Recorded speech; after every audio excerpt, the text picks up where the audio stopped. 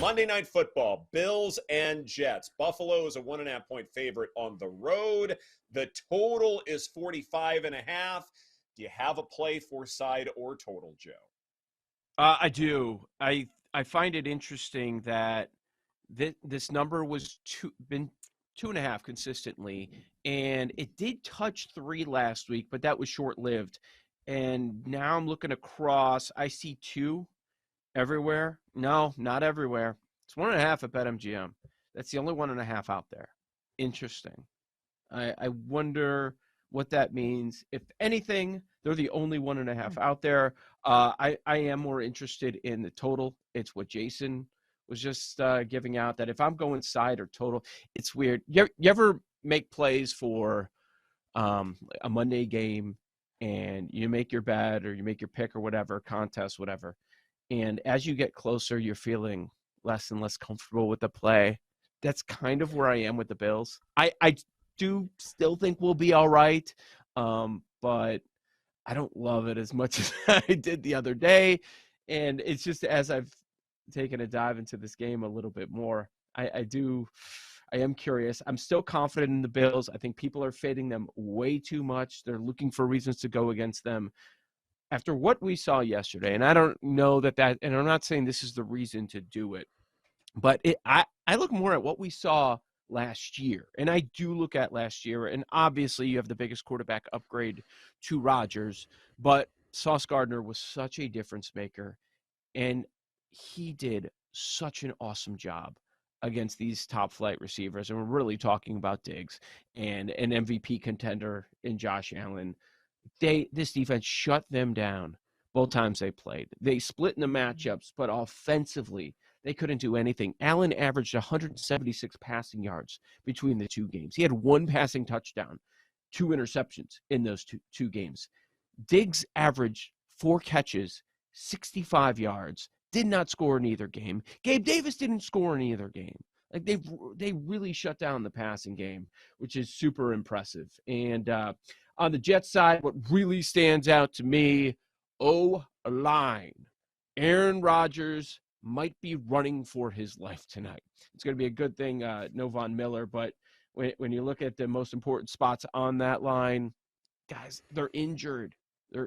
So it might be tough for Aaron Rodgers in his first game. A lot of new teammates. I know he brought a lot of friends with him, but that's going to be fascinating. This Jets defense was so strong against the Bills offense last year. They're going to have to do it again for the Jets to be in this game, because that O-line doesn't look pretty. It looks like it's going to be mostly Dalvin Cook, guys. He didn't get there till August, and Breece Hall returned to practice in August. It sounds like the workload is going to be much in favor of Cook. I think I'm going to be looking more at props, maybe like Josh Allen interception. It is kind of juiced, -135, but I think he'll have at least 1. Also, you could look at maybe Dalvin Cook. Do we think Garrett Wilson is going to be Aaron Rodgers' new favorite target? That's what's hard for me to pinpoint with not a very large sample size, so I may stay away from Garrett Wilson props. But I'm on a new Cade. Move over, Cade Otton. It's Dalton Kincaid season. I think he could. Have a big game. That was the stretch. I'll be here all day. And it's not going to be running back by committee. And if that's the case, he's going to get enough carries to go over 43.5 rushing yards at -115. It is a tough matchup against the Jets. It looks like the run defense could be okay, but again, it's not sticky from one season to the next. Might come back down to reality, but I trust the reports and, those who are there all the time who say, yeah, James Cook's going to be the guy, so give me the over 43.5 rushing yards for him. I think Garrett Wilson has to be his guy. Now, is it going to start in game 1? Like, he's the most talented guy, and Rodgers is no dummy when it comes to that. 68.5, 5.5 receptions for Garrett Wilson. I'm not going to bet him, but I think he's got to be the guy there. So I'm interested in the Dalvin Cook on the Jets side. And, so I'm looking at, like, there's people trying to tell me that the Bears are a good football team, right? And there's people telling me that there's value in Bears Super Bowl. And I'm not going to go crazy about one game there, but the Bears suck.